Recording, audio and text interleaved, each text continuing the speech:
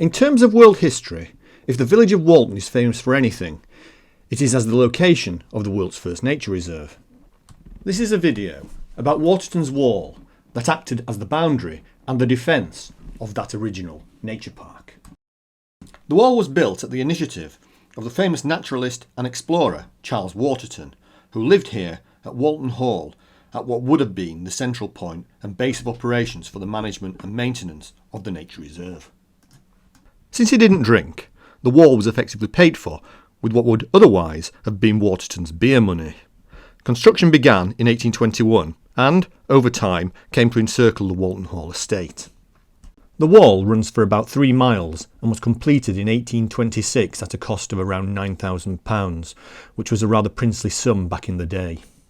The best preserved part of the wall seems to be the section that runs from the top of the Cherry Tree estate and follows what was previously the line of the old Barnsley Canal.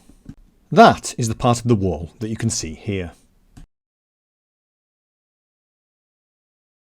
This is also an important spot because you can see the wall juxtaposed with the infrastructure of the Industrial Revolution, from which presumably nature was being protected.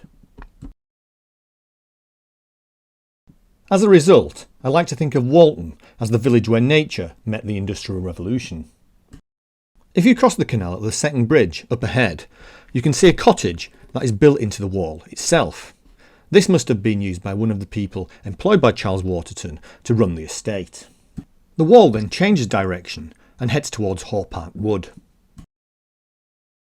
On this section of wall, you can see where repairs have been made to aid in its preservation.